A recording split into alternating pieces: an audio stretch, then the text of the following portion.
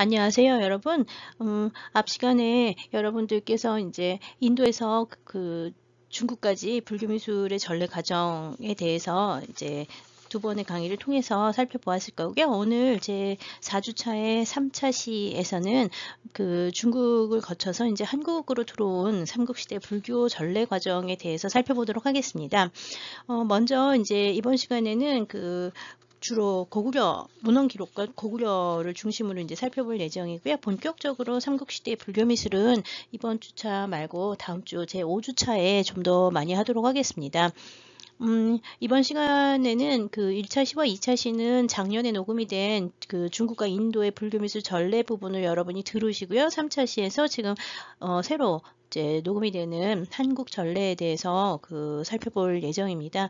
먼저 강의를 먼저 들어주시고 그 다음에 이번 거 들으시면 되겠고요. 참고 문헌은 상당히 많이 다음 장에서 이제 들게 되는데요.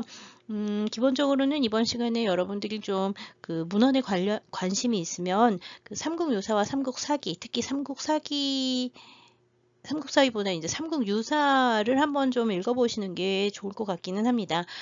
아무래도 불교 미술 하다 보면은 제일 많이 인용을 하게 되는 게 삼국유사라서요.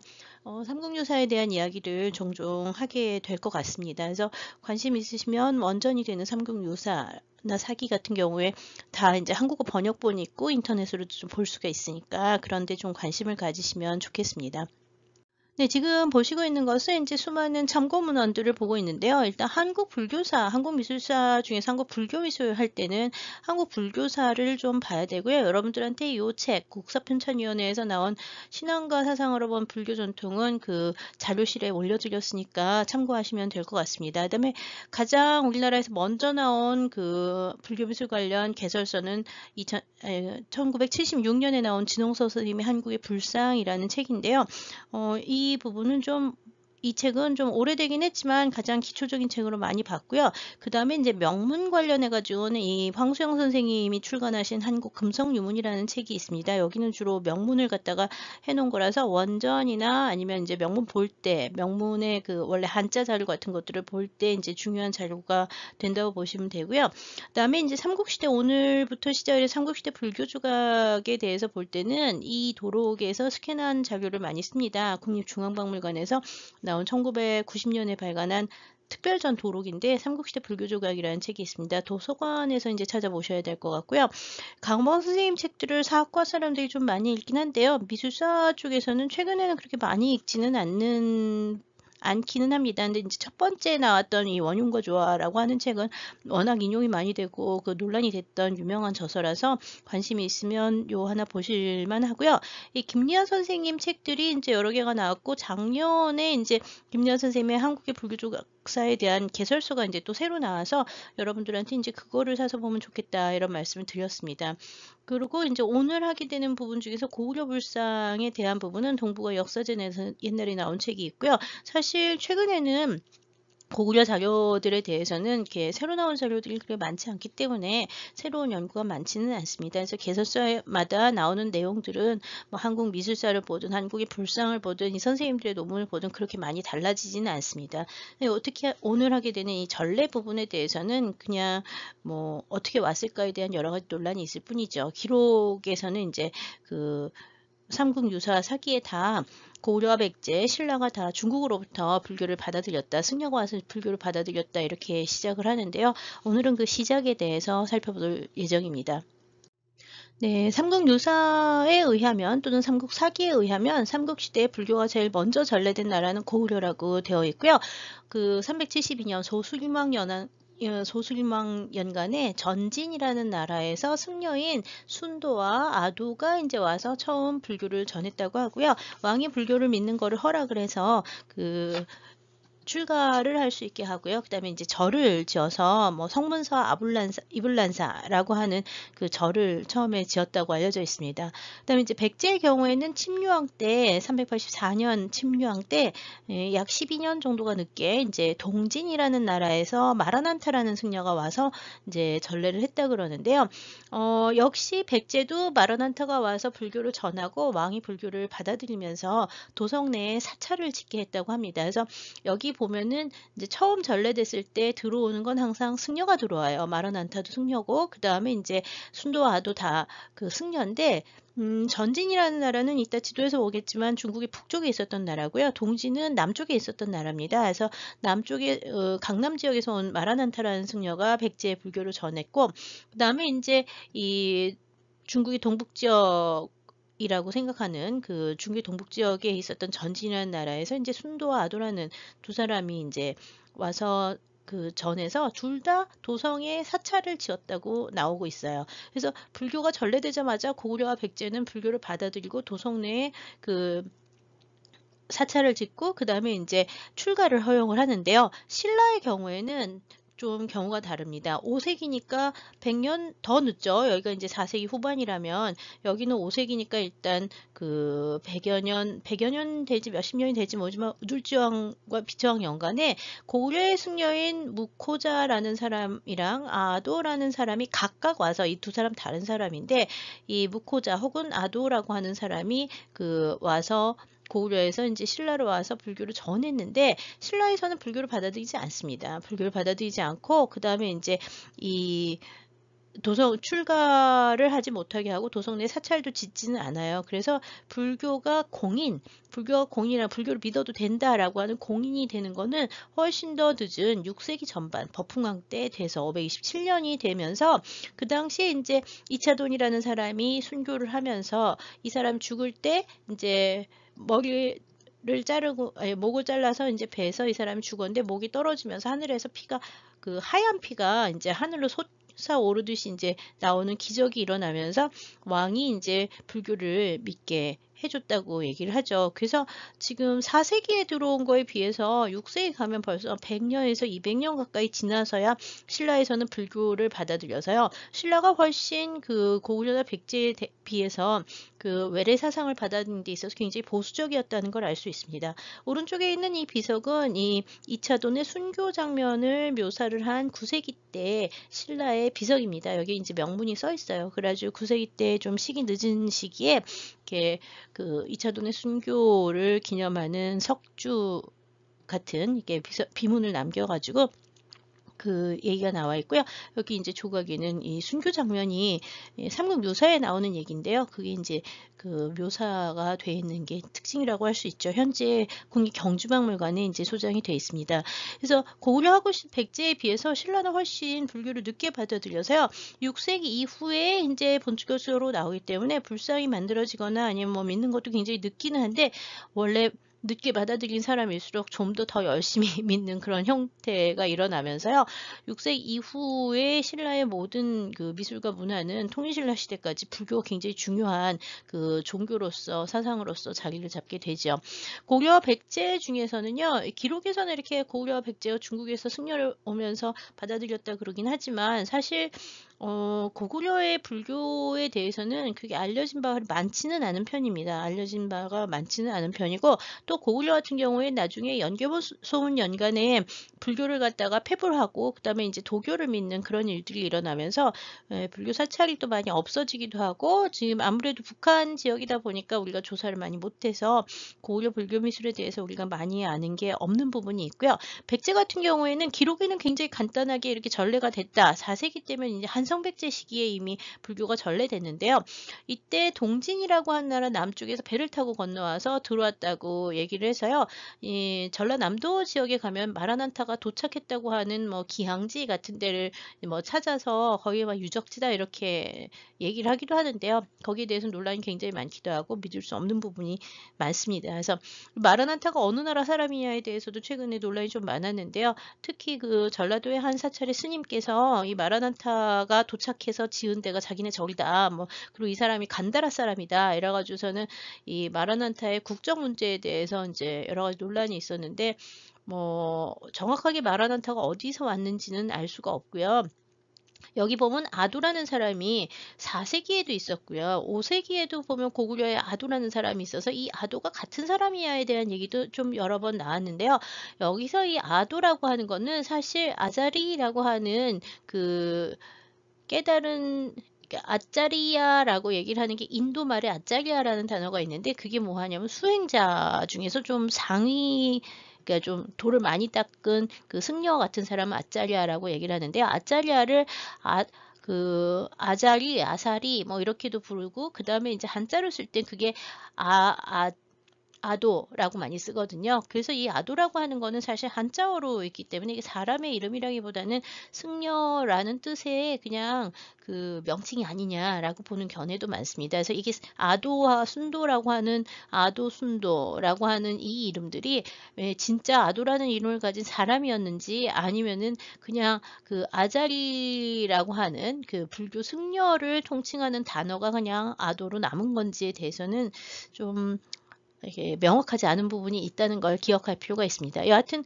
고구려 백제는 왕이 먼저 불교를 받아들이고 도성내에 사찰을 만들고 출가를 하게 한 데 비해서, 신라의 경우에는 출가를 하고 불교에 이제 사찰을 짓기 시작하는 게 6세기 전반이 돼서 법흥왕 때 처음 일어나기 때문에, 그것도 이 채널에 순교와 같은 사건이 있었기 때문에 일어난다는 점에서 고구려 백제하고 신라는 조금 불교 문화에 있어서 약간 차이를 가지는 부분이 있습니다.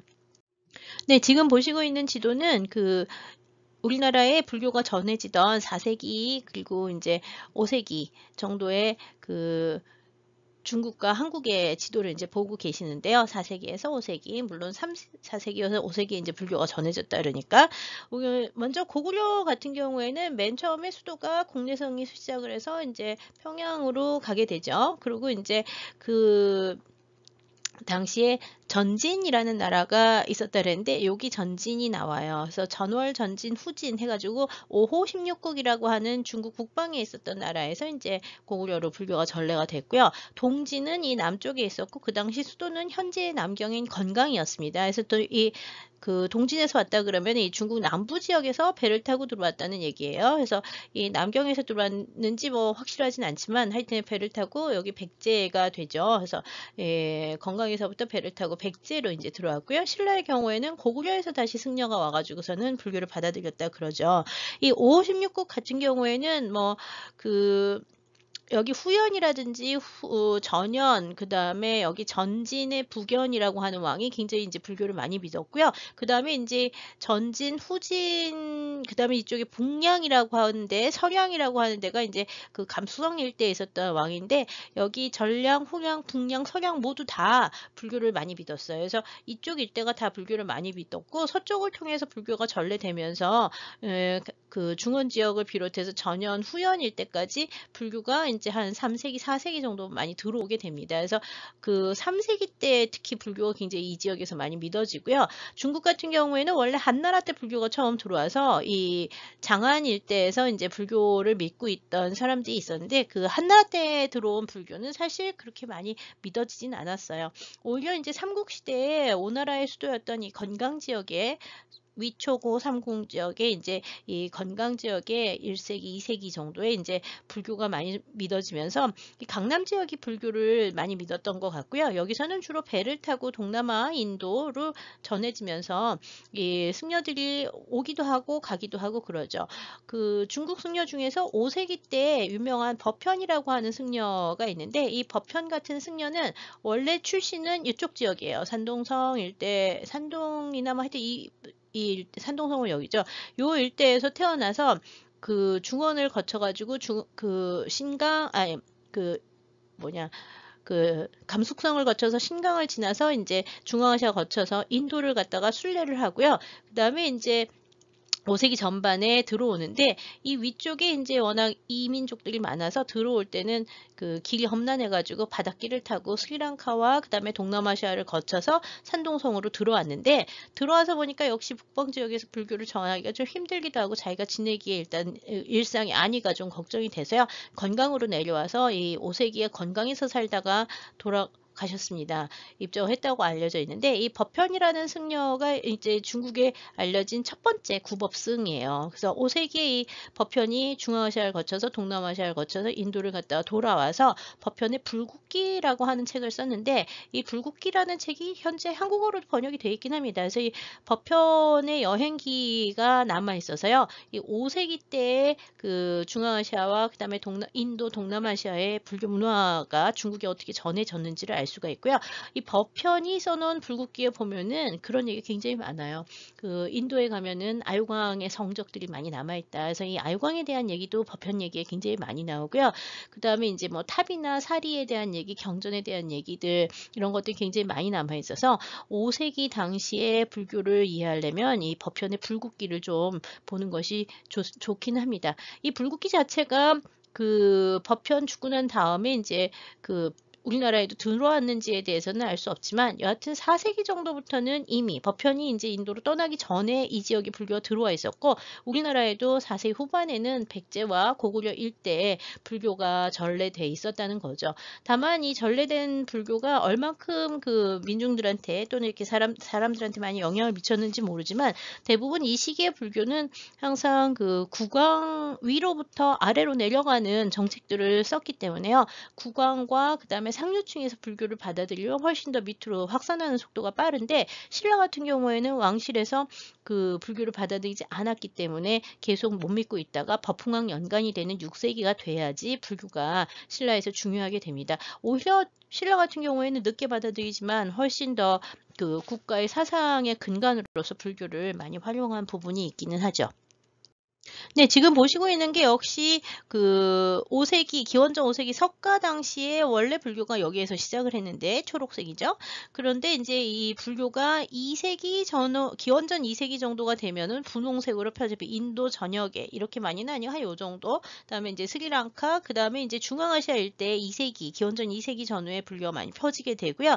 그것이 이제 다시 동아시아로 들어오는 게 기원 후 3세기 정도까지 이제 전해지면서 중앙아시아 일대와 중국, 그 다음에 동남아시아 일대에 불교가 한 기원 후 3세기에서 뭐 이 정도 되면 많이 들어오고요. 한국 같은 경우에는 여기 8세기 돼야지 온다는데 실제로는 여기도 4세기에서 5세기 정도 되고요. 일본의 불교가 전해지는 거는 백제에서 일본으로 불교를 전하면서 이거 역시 6세기에서 7세기 때 불교가 일본에 전래가 됩니다. 좀 늦게 되기는 하는데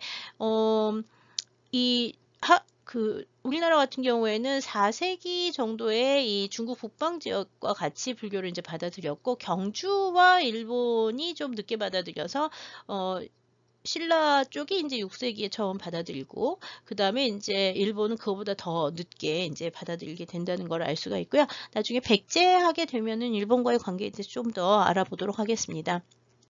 네, 좀 전에 보셨던 그 고구려의 불교를 전했던 기록은 삼국유사에 일단 나온 게 제일 중요합니다. 흥법 제3의 순도조려라고 하는 부분이 있는데 거기 보면 순도가 고구려의 불교를 처음 이룩했다.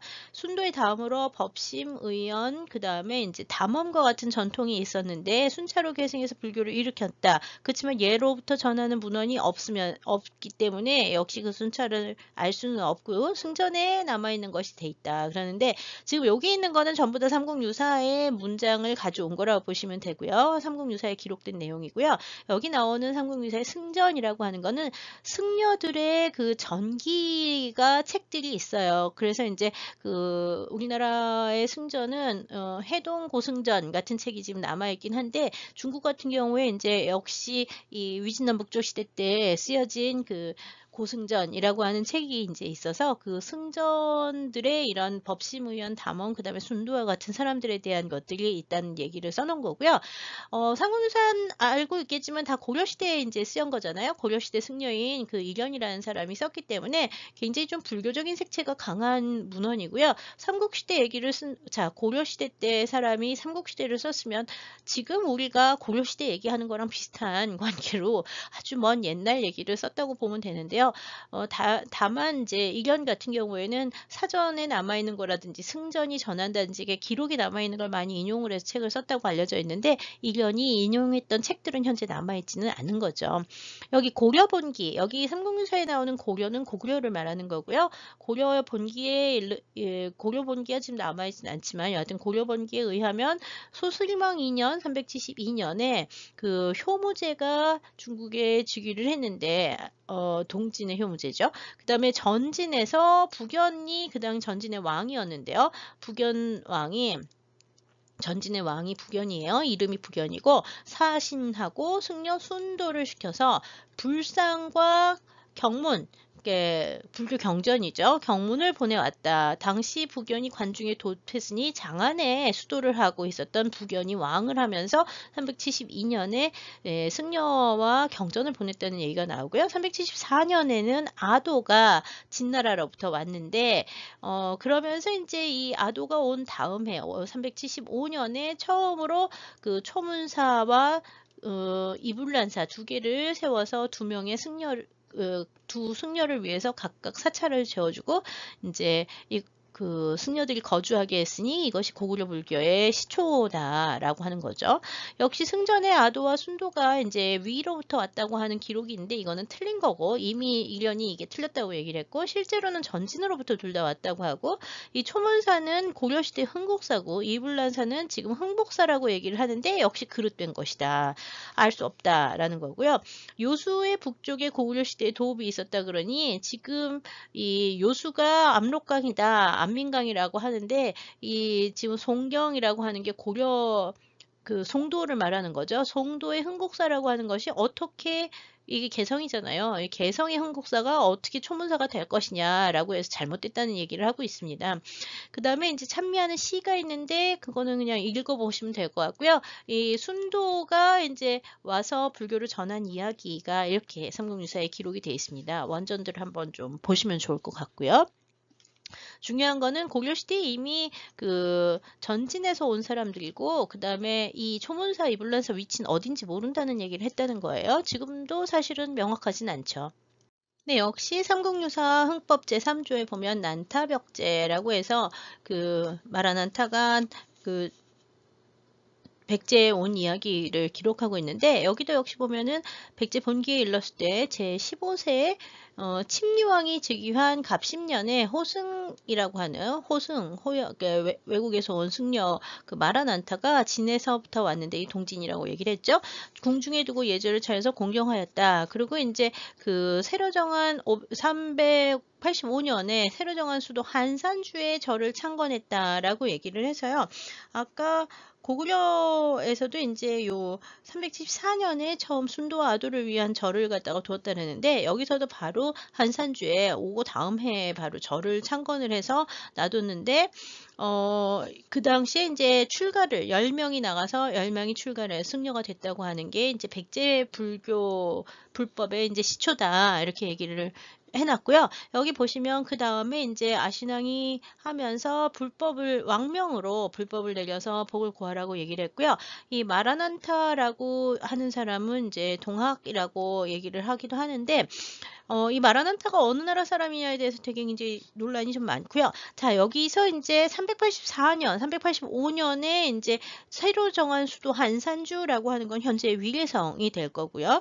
그 다음에 이제 천도하게 되는 게 475년이잖아요. 그러니까 한 100여 년 정도 그 한산주에는 절이 있었다는 얘기가 되죠. 아까 그 삼국유사에 나오는 순도조려조에서 나오는 고구려의 그 수도는 당시 고구려의 수도는 소술망 연간의 수도는 국내성이었을 거라고 추정을 하거든요. 그러니까 평양에 있었던 절이 아니라 국내성에 있었다는 절일 거라고 보고 있고요. 고구려가 이제 평양으로 천도를 한 게 장수왕 15년 427년이잖아요. 5세기 때.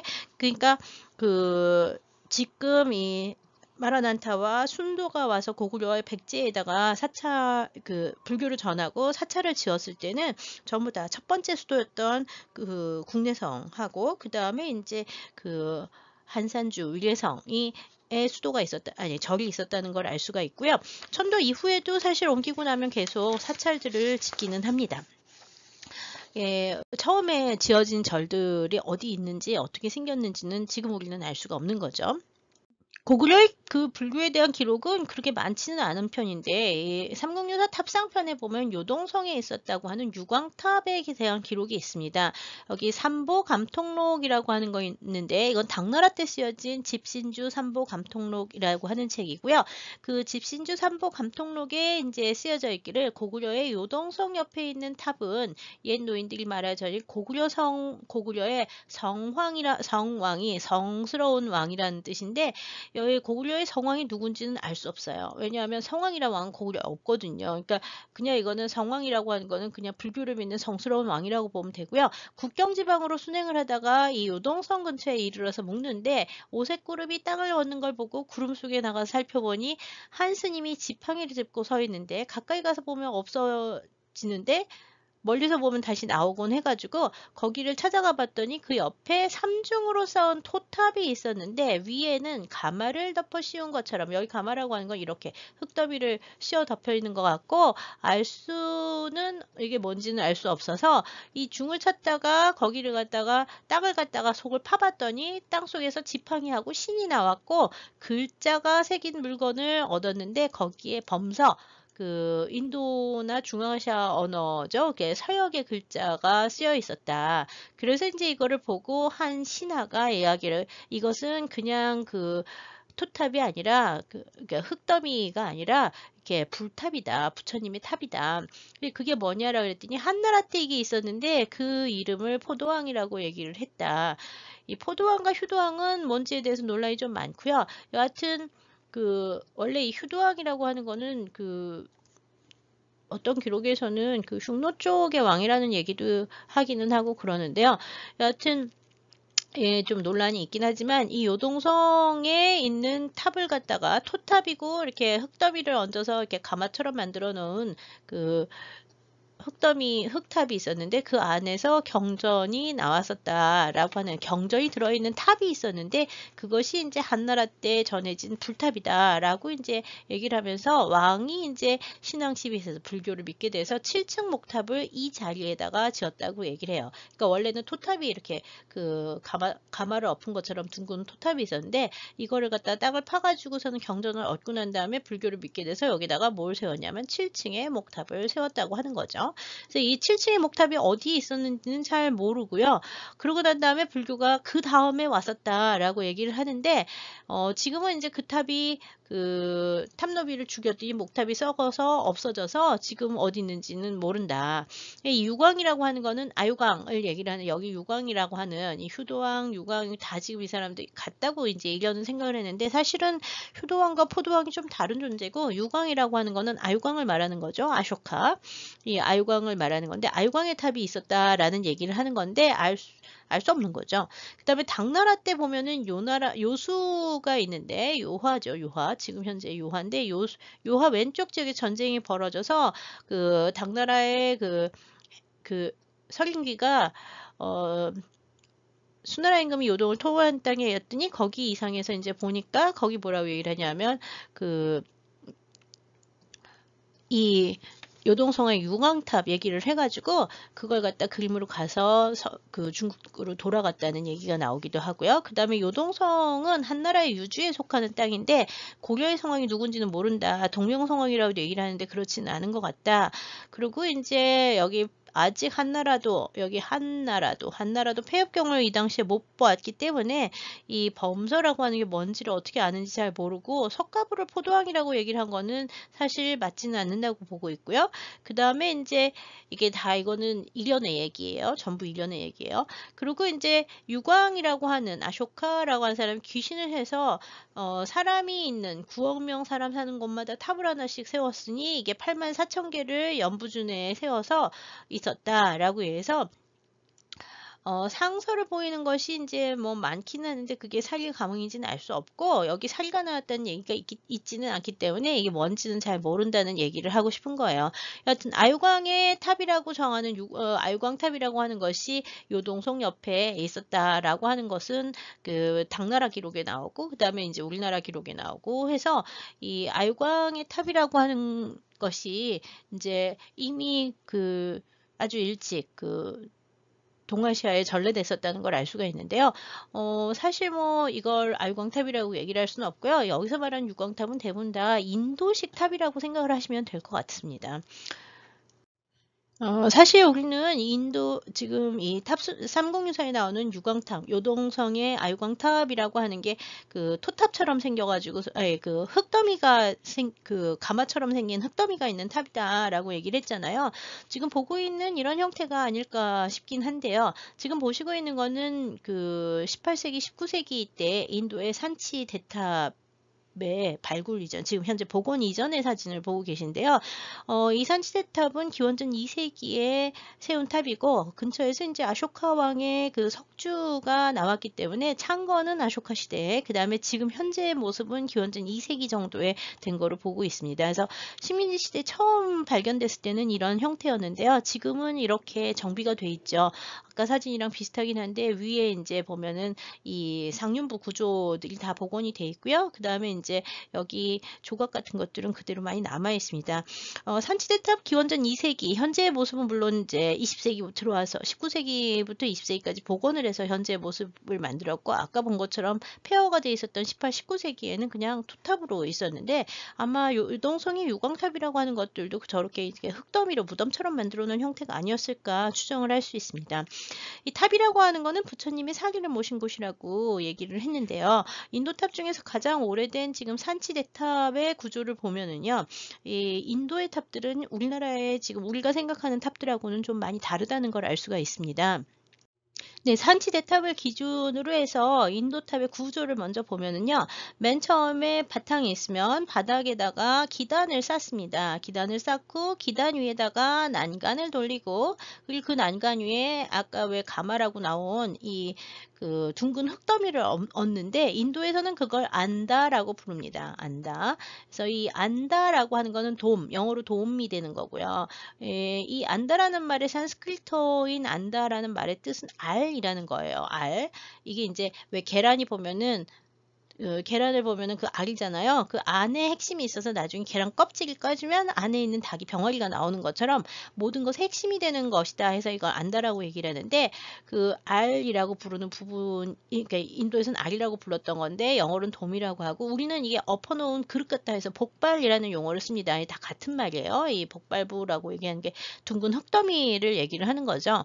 그래서 이 안다 안에 보통 부처님의 사리를 모시기 때문에 부처님의 사리, 성물이 들어있는 그 성스러운 공간의 형태가 안다 형태, 그러니까 안다, 이게 알 형태 또는 반구형으로 만들어지게 되고요. 그 위에 이제 상륜부라고 하는 걸 얻게 되고요. 주변에 뭐를 하냐면 성스러운 공간으로서 그 난간을 역시 돌리게 됩니다. 여기 이 난간이 이제 베디카라고, 난간 또는 난순이라고 하는 것이 이제 베디카라고 인도에서 부르고요. 이 베디카로 들어갈 때는 항상 경계를 상징하는 문이 있는데, 여기 보면 문이 사방에 있죠. 그래서 이 문이 4개가 있는데, 이 사방에 있는 문을 토라나라고 인도에서 불러요. 그래서 토라나, 베디카, 안다, 여기 이제 기본적인 구조가 되고요. 여기가 성스러운 곳이기 때문에 위에 상륜부를 항상 만들게 되는데, 상륜부는 한 가운데 중심축을 하나 이렇게 길게 꽂습니다. 그래서 여기 이 세계수의 형태 또는 뭐 세계의 축, 지구의 중심 뭐 이런 거를 상징하는 이 성물에서부터 올라오는 그 상징물, 그러니까 중심주를 이제 꽂게 되는데, 그거를 인도에서는 야슈티라고 부르고요. 우리나라에서는 탑에서는 그걸 찰주라고 불러요. 그래서 이 중심을 중심으로 해서 중심이 있고 중심축 밑에 성물을 넣게 되고, 그 위에 안다를 넣고, 그 다음에 이 역시 주변에도 이렇게 그 난간을 돌린다 그랬잖아요. 야시티 주변에도 그 난간을 돌립니다. 그래서 난간을 돌리고, 그 난간이 올려진 이 부분, 난간부터 해서 야슈티가 있는 이 부분을 뭐라고 부르냐면 하르미카라고 불러요. 하르미카. 그래서 이 알 위에 평범하게 다듬고 그 난간을 돌리기 위해서 만들어진 이 성스러운 네모난 공간, 이게 하르미카가 되는 거고요. 한자로 쓸 때는 그 머리를 평평하게 만들었다 해서 그걸 평두라는 말을 쓰게 됩니다. 나중에 이제 탑의 구조에 보면은 상륜, 찰주, 평두 이런 것들이 다 나오게 되는데요. 인도 탑의 구조가 그 동아시아로 오게 되면은 목조 건축 형태로 바뀌게 되면서 맨 위에 상륜부 구조로 변화가 된다고 보시면 될 것 같아요. 나중에 또 탑하면서 좀 더 설명을 드릴게요. 인도탑의 구조를 좀 이해하시면 훨씬 쉬울 거고요. 이 산계 위에, 이 산계 야슈티 위에, 찰주 위에 보면 성스러운 그 찰주를 덮는 그 우산 같은 거를 갖다 위에다가 얹게 되는데 그걸 보통 산계라고 부르고요. 산스크리트어로는 차트라라고 얘기를 해요. 차트라는 우산하고 똑같은 개념이라고 생각하면 돼. 날씨가 더운 나라에서는요. 옛날부터 그 왕이나 존경하는 사람들, 위대한 사람들, 신분이 높은 사람들한테는 다니면서 이렇게 여러 개에 된 차양을 갖다가 우산 양산처럼 이렇게 씌워주는데 그걸 차트라라고 얘기를 했거든요. 그래서 성스러운 사람 또는 위대한 사람 한테 그 씌워주는 이 차트라라고 하는 거를 이 찰주 위에다가 얹게 되는데요. 그걸 이제 산계라고 이제 부르고요. 차트라 산계 또는 그거 자체를 상륜이라고 이제 부르기도 합니다. 돌로 만든 커다란 산계들이 지금 많이 나오고 있고요. 그런 형태 구조들이 이제 나중에 가면 그 동아시아에서는 이제 탑의 상륜으로 바뀌게 되는 거죠. 중국에서 이제 처음 탑이 만들어지는 시기가 언젠지는 잘 모르지만 사리에 대한 신앙이 들어오는 거는 한 2세기, 3세기 정도부터 사리 신앙이 들어오기 시작을 하고요. 5세기 정도 되면 지금 보고 있는 게 5세기의 승려의 탑인데 중국 하북성에 있는 여기 보면은 단층 탑 위에다가 위에 복발을 얹고 상륜이 있고 그 평두 부분을 만들고 위에다가 이제 그 여러 개의 상륜으로 얹은 상륜부가 있는 인도탑의 형식을 가져와서 단층탑 형태로 만든 이런 복발식 단층탑들이 이제 그 아유광탑이라는 이름으로 전해지면서 그 좀 많이 만들어지게 돼요. 이게 이제 서역에서 온 탑이라서 서역식 보탑이라고 부르기도 하고요. 아유광탑의 형태를 모방했다라고 해서 아유광탑이라고도 부르긴 하는데 서역 쪽에 인도 쪽의 탑 형태를 모방한 이런 형태의 탑들이 만들어지다가 6세기, 7세기가 되면은 오히려 그 목조 건축 양식을 따라서 방형 구조의 지붕을 가진 구조로 바뀌게 됩니다. 지금 보고 있는 거는 7세기 때 만들어진 수나라 때 유명한 산동성의 사문탑을 보고 있는데요. 7세기 때 중국 탑 중에는 뭐 다층 목탑들도 있지만 돌로 만든 탑 중에는 지금 보이는 사문탑과 같은 형태가 요 아유광탑에서 변형이 되면서 중국식으로 바뀐 형태를 볼 수가 있죠. 여기 보면은 안에 내부에 중심주라고 하는 게 있고요. 문으로 들어가면 이 중심주를 보면서 다 이렇게 돌 수가 있습니다. 중심주 사방에는 불상을 4구를 놔두는데요. 이런 구조들은 사실 중앙아시아의 석굴 구조라든지 도낭의 석굴 구조, 이렇게 중심주 석굴 구조하고도 많이 이제 연관이 됩니다. 그다음에 이제 중국 같은 경우에는 이제 운강을 비롯해서 그 북이 시대에 만들어진 석굴 중에서 그 중심주 석굴이라고 하는 것들이 있는데요. 이 사문탑이라고 하는 것은 이렇게 탑의 형식과 그 다음에 이제 그런 중심주 석굴의 구조를 같이 가지면서 만들어진 독특한 중국식 탑이라고 할 수 있습니다.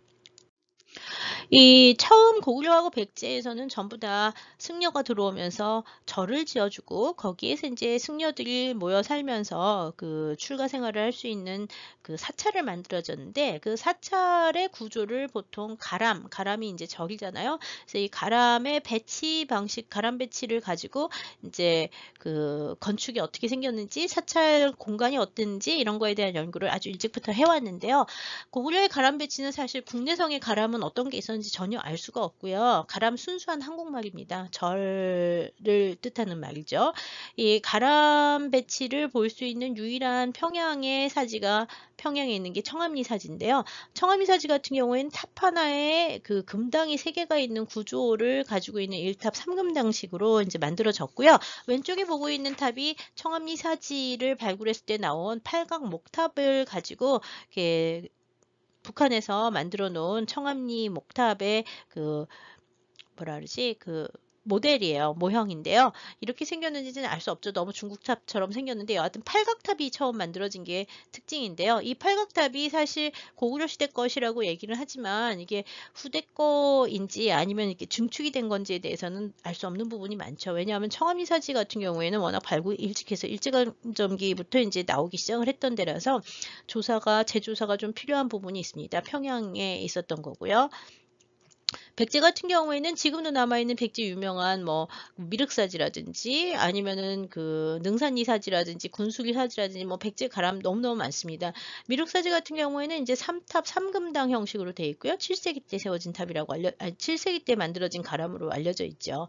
군수리사지 같은 경우에는 1탑 1금당이 많아서 옛날에는 1탑 3금당식은 고구려 양식이고 1탑 1금당식은 백제 양식이다 이렇게 얘기를 했는데요. 최근에는 좀 여러 가지 논란이 있긴 합니다. 신라의 경우에는 그 가장 오래된 중요한 사원 중에 하나가 황룡사지인데, 황룡사지는 처음에 세워졌던 거는 예, 1탑 3금당식이었는데 나중에 1탑 1금당으로 바뀌었다고 하고, 맨 처음에는 1탑 1금당이었다가 나중에 1탑 3금당으로 바뀌었다고 하기도 하고, 그래서 이거에 대해서도 여러 가지 논란이 있기는 합니다. 이 부분은 나중에 신라 할 때 좀 더 얘기를 하도록 할게요. 오늘은 하지 않고, 오늘 보시게 되는 것은 이제 가람배치라고 하는 단어를 좀 이해하셔야 되는데요. 이거는 이제 고고학적 발굴 결과를 따져서 이제 탑과 금당의 배치 방식을 보는 거라고 얘기를 하시면 되는데, 보통 불교 건축, 특히 이제 불교 미술에서는 건축 얘기가 제일 먼저 시작이 되니까 그 건축할 때 이 가람 배치의 형식에 대해서는 여러 가지 논란이 있긴 합니다. 그래서 그 정해진 거대로 하면은 보통 고구려는 1탑 3금당식, 백제는 1탑 1금당식, 미륵사지만 예외적으로 3탑 3금당식. 신라의 경우에는 고구려 영향을 받으면서 1탑 3금당이 맨 처음에 생겼다가 나중에 1탑 1금당으로 변화했다. 통일신라가 되면은 쌍탑 1금당 형태로 바뀐다. 뭐 이런 얘기를 하긴 하는데요. 그 부분에 대해서는 지금도 계속 좀 논란이 있기는 합니다.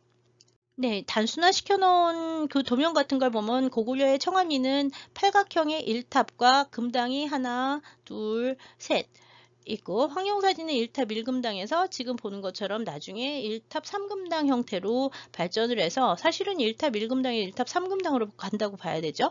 그 다음에 정림사지 1탑 1금당이었고, 금강 여기 세 개는 전부 다 부여 지역을 중심으로 해서 백제 그 사비도성에 있었던 절턴 다 1탑 1금당이 있고요. 그 다음에 여기 밑에 보고 있는 게 그 탑이 세 개가 있었는 미륵사지입니다. 그래서 이 미륵사지는 3탑 3금당이 되는데 다 탑이 하나 있고 금당이 하나 있는 구조를 하고 있는데, 이 여기서 보이는 이 금당과 탑의 관계를 어떻게 볼 것이냐, 그 다음에 탑이 없으면 탑 없이 금당만 있는 경우에, 건물주가 하나만 있는 경우에 이것 과연 절일까, 이런 얘기를 예, 굉장히 많이 하는데요.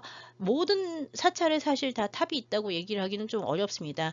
예, 탑이 있는 경우도 있고 탑이 없는 사찰들도 있고요. 중국의 남북조 시대 때 쓰여진 뭐 낙양가람기 같은 책에 보면은요, 그 당시 5세기 6세기 때 중국 사찰에서도요, 모든 사찰에 탑이 있지 않습니다. 한 30% 정도의 사찰에 탑이 세워져 있고 나머지는 그냥 건물 하나만 있는 경우에 승려가 거주하는 공간 자체가 그 가람이다 보니까 승려가 거주하는 공간에서 탑이 꼭 필요하지 않은 그러니까 탑을 세울 만큼 경제적 여건이 안 되거나 그런 경우에는 탑이 없는 경우도 상당히 많죠. 그래서 초기의 경우에는 그 탑이 없는 가람도 있었던 것으로 보이기는 합니다.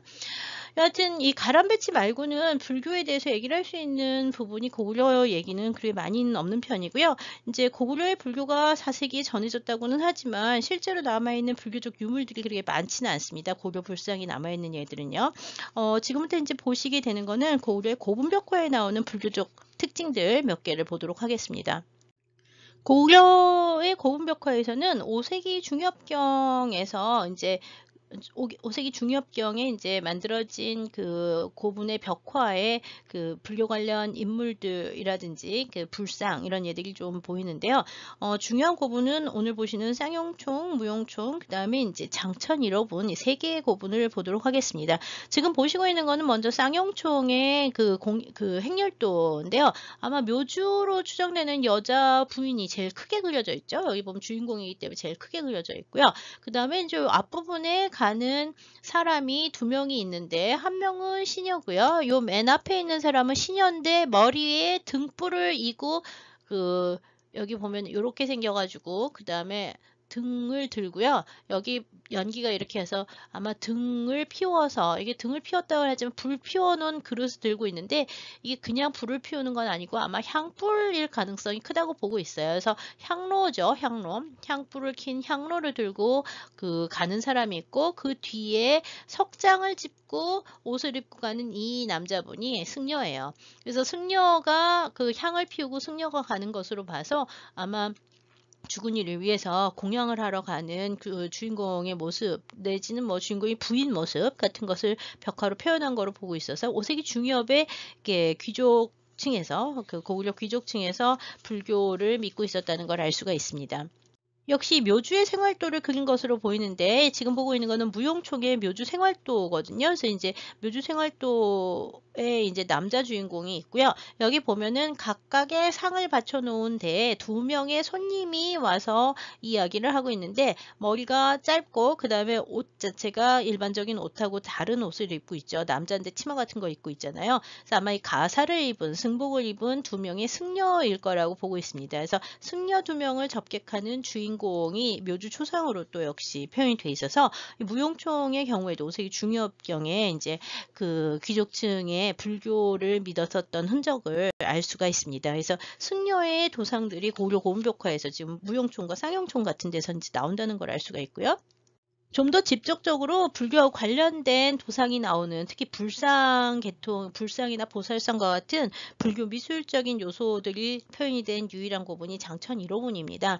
이 장천 1호분의 경우에는 지금 문 있으면 문 입구 들어가는 문, 무덤을 들어가는 문 입구 양쪽에 이제 수문장들이 있고요. 그 위쪽에 연꽃을 그리고 천정비로 올라가면서 요 부분에 뭘 그렸냐면 불상을 놓고 두 명의 사람이 꿇어앉아 절을 하는 장면을 그려놓고 있어요. 그다음에 이쪽 부분에는 그 연꽃에서 사람이 태어나는 연화화생 장면을 그려놓고 있어서 이 천상 부분에 그 불교 들어가는 입구에 이제 불교의 상징 또는 이렇게 불상 자체를 갖다 표현해 놓고 있어서 이렇게 불교적 세계관에 의해서 만들어진 그 도상들이 표현되어 있음을 알 수가 있습니다. 굉장히 직접적으로 불교를 표현해 놓은 아주 이른 예 중에 하나죠. 네, 정천 1호분에 표현이 되어 있는 이 불상을 보시면 사각형의 방형 대좌가 있고 두 마리의 사자가 양쪽에 있는데 꼬랑지는 두 개로 갈라지고 여기도 꼬랑지 두 개로 갈라지고 혀를 내놓는 사자상이 있습니다. 사자예요. 그래서 사자가 여기 한 마리, 여기 두 마리. 그래서 쌍사자 대자 위에 그 불상이 앉아 있는데 여기 보면 불상은 옷을 이렇게 입고 그 다음에 둥근 그 통견의 복식을 하고 있고 손은 모아가지고 손을 전부 다 이렇게 옷을 덮고 있는 좌상, 삼각형의 좌상으로 표현이 되어 있습니다. 불좌상이에요. 그 다음에 뒤에 광배를 이제 표현을 했고 광배 뒤에 나무 비슷한 또 광배가 또 하나 더 있고요. 그 다음에 여기 보면은 여기 머리를 조아리고 그 절을 올리는 사람이 한 명, 두 명 이렇게 있습니다. 그래서 불상 앞에 그 절을 올리는 공양 모습이 표현이 돼 있고요. 주변에 보면은 이제 여기 그 연꽃이 굉장히 많이 그려져 있고, 그 다음에 주변에 이제 비천 같은 존재들도 이제 그려져 있습니다. 벽을 타고 양쪽 벽에는 연화대자 위에 서 있는 그 사람들을 여러 명을 표현을 해놨는데 이런 사람들은 아마 보살상을 표현한 걸 거라고 추정을 하고 있습니다. 위에는 이제 비천들, 악기를 연주하는 비천들, 주악천이라고 부르는 것들이 있고요. 존재들이 이제 표현이 되어 있고 천상의 세계에. 그 다음에 이제 연꽃들이 굉장히 많이 표현이 되어 있는데요. 장천 1호분에 이제 표현된 보살상 중에서 제일 좀 구체적으로 표현된 보살이 지금 보시고 있는 상인데 머리에 보관을 쓰고 두광이 있고 그 다음에 X자형 천의를 하고 그 다음에 이 천의가 이렇게 휘날리고 있고요. 그 다음에 연화대자 위에 서 있는 형태 군의를 입고 연화대자 위에 서 있는 형태를 볼 수 있고요. 요 옆에 있는 보살의 경우에는 이렇게 영락 그 구슬로 장식 같은 영락을 갖다가 걸치고 있는 형태를 보여주고 있어서 그 관의 형태도 다양하고 이런 장신구의 형태도 다양해서 다양한 보살상들이 이제 그 협시, 불상의 좌우 옆에 협시로 표현이 되어 있음을 확인할 수가 있고요. 그 다음에 이제 연화대자 위에 이렇게 그 표현이 되는 불보살상들이 조각으로 지금 5세기 중반의 조각상은 거의 남아있지 않지만 폐화로 표현이 되어 있었던 예들을 장천 1호본을 통해서 살펴볼 수가 있습니다. 불교 경전에 보면 천상의 세계에는 항상 그 주악천, 악기를 연주하는 천인들이 이제 많이 살고 있었다 그러는데 여기도 보면 이렇게 주악천, 날아가는 주악천의 형태들, 다리를 갖다 허공으로 둘러오는데 이게 날아가는 장면을 표현한 거예요. 그래서 이 비천, 주악천이라고 하는 날아가는 천인들의 모습들이 이제 많이 표현이 되어 있고요. 여기 보면은 이제 연꽃 봉우리라든지 주변에 그 보주라든지 뭐 이런 것들이 하늘에 떠다니는 것들을 상스러운 세상을 표현하고 있음을 알 수가 있고요. 그다음에 지금 연꽃에서 보면은 사람 연꽃에서 이렇게 어린아이처럼 얼굴들이 이렇게 나오는 걸 볼 수 있는데 이게 연화 화생이라고 얘기를 해서요. 죽은 사람이 그 새로운 세상에 가서 태어날 때 그 하늘에서 태어날 때 이 그 연꽃을 통해서 하늘나라에 태어난다고 생각을 하거든요. 그래서 그 3도 6개 중에 제일 좋은 게 천계잖아요. 그래서 이 인간계 말고 그 천계에 태어나기를 바라는 마음에서 이 연화 생상들을 굉장히 많이 그리는데, 이 고구려 고음벽화라든지 그다음에 이제 나중에 백제에서도 보면 연화생 조금 나오긴 합니다만, 이 장천 1호분의 경우에는 여하튼 부처님께 공양하는 장면이 직접적으로 묘사가 돼 있고 보살상이 다수 나오고, 그다음에 이제 그 불교에 나오는 비천 같은 악기를 연주하는 주악천, 비천 뭐 이런 존재들, 연화화생 같은 것들이 나와서 굉장히 이렇게 불교적 세계관을 잘 묘사하고 있는 오색이 중엽의 중요한 고분이라고 할 수 있습니다. 거의 유일하죠. 현재 지금 5세기 때 불상이라고 할 수 있는 거는요, 서울의 뚝섬에서 우연히 출토가 된 이 금동불 좌상 한 점 정도 말고는 5세기 때 불상이라고 할 수 있는 게 국내에는 거의 알려진 바가 없는데요. 지금 왼쪽에 있는 것이 아까 좀 전에 보신 그 장천 1호분의 5세기 중엽경의 불상이고요. 여기는 사람이 직접 절을 하니까 이 불상은 조그만 것이 아니라 거의 사람보다 큰 등신대의 대형 불상이라는 걸 알 수가 있습니다. 다만 도상적으로 보면은 상당히 비슷한 부분이 있는데요. 여기 보면은 머리가 이렇게 있고 육개가 있어서 육개가 상당히 높고요. 그 다음에 통견의 복식을 입었고, 통견의 복식을 따라서 옷주름이 표현이 되죠. 여기도 역시 옷주름이 표현이 되고, 가슴 앞에서 손을 갖다가 모으고 있는데, 여기도 가슴 앞에서 손을 모으고 그 다음에 옷주름이 내려오는 형태가 표현되어 있습니다. 이 수에는 가슴 앞에서 손을 잡은 자세는 선정인, 참선하는 자세인 선정인을 표현한 건데, 이 선정인의 옷은 통견을 입은 불좌상. 이게 이제 가장 초기에 중국 불상을 모델로 해서 만들어진 고구려의 불상들이라고 보고 있고요. 이 뚝섬 출토 불좌상은 뭐 전체 높이가 5cm 정도에 불과해서 굉장히 작은 소형상입니다. 아주 소형상인데, 이런 소형의 금동불들이 이제 여러 점이 나오고 있는데, 이 불상들의 제작지가 어디냐에 대해서는 논란이 굉장히 많습니다. 이거는 이제 중국에서 만들어진 걸 갖고 왔다고 보는 사람들도 있고요. 장천 1호분에 이런 불상이 있는 것으로 봐서 고구려 현지 제작이라고 보는 사람들도 있는데, 이 부분에 대해서는 뭐 그 뚝섬에서 나온 이 불상 자체가 그 좀 애매하게 나왔기 때문에 사찰지에서 나왔는지 이런 거 잘 알 수가 없거든요. 그래서 향후 그 발굴 조사라든지 이런 연구들이 좀 더 돼봐야지 더 얘기를 할 수 있을 것 같고요. 여기 보면은 사자가 2마리 있다고, 밑에 쌍사자 대자에 앉아 있는데, 여기 요렇게 해가지고 다리가 요렇게 있고, 여기도 다리가 이렇게 있어서 입을 이렇게 벌리고 있는, 그 다음에 얼굴 나오고 귀 있고 그 다음에 갈기 이렇게 있는 요거가 뭐냐 하면 사자예요. 그래서 2마리의 사자가 앉아 있는, 이건 정면상으로 앉아 있는데, 사자 2마리의 대자 위에 앉아 있는 이런 형태들은 5세기에 유행을 했었던 양식이고요. 이 쌍사자 대자의 선정인의 통견을 한 이 불상 형식은 5세기에 이 장천 1호분 벽화에서도 보이고 뚝섬 출토 금동불 좌상에서도 보이고 있습니다.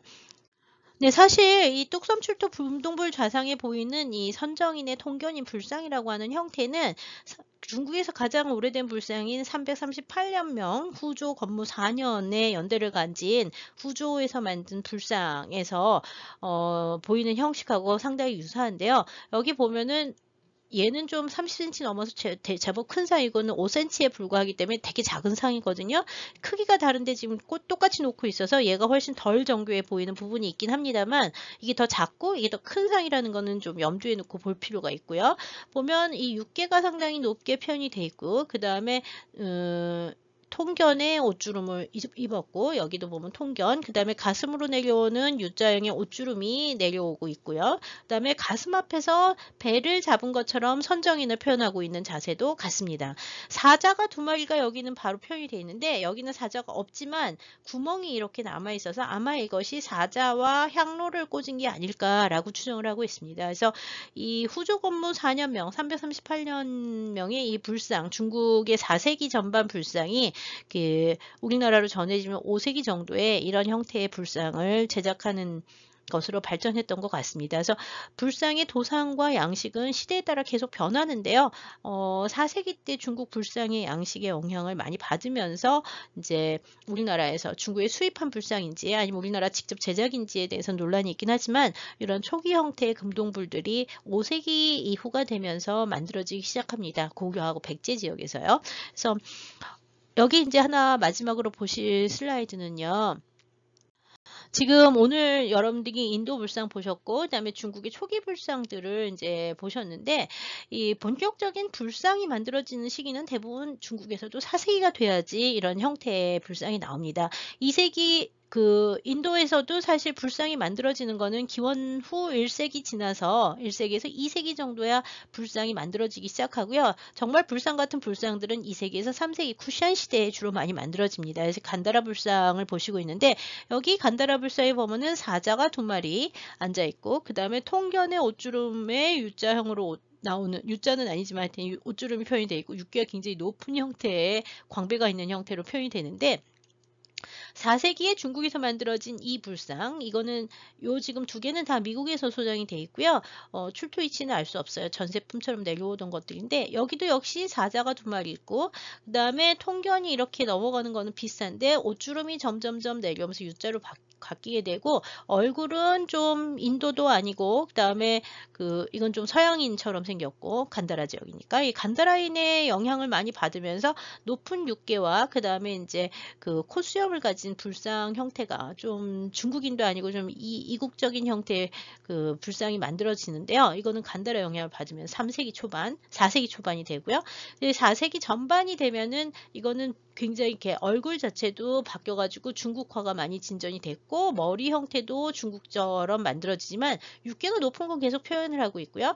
그 다음에 이 옷주름이 굉장히 도식화가 되고요.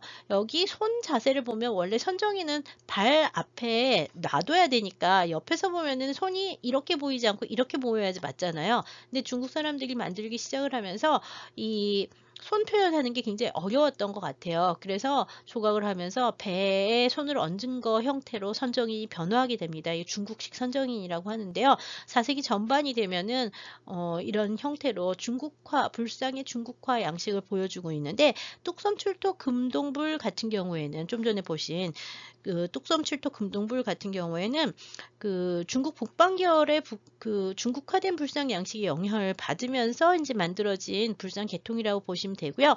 5세기에서 6세기 넘어가면서 계속 우리나라 초기 불상들을 보시면 중국의 영향을 많이 받으면서 또 현지화되는 양상들을 같이 볼 수가 있습니다. 자, 오늘 여기까지 해서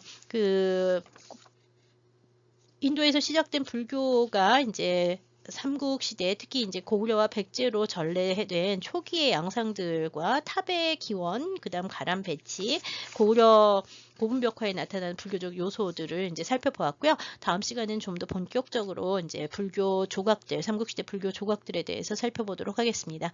네, 감사합니다. 여기까지 들어주셔서 감사합니다. 다음 주에는 줌으로 강의를 진행할 예정이오니 시간을 잘 지켜서 줌에 접속해 주시기 바랍니다.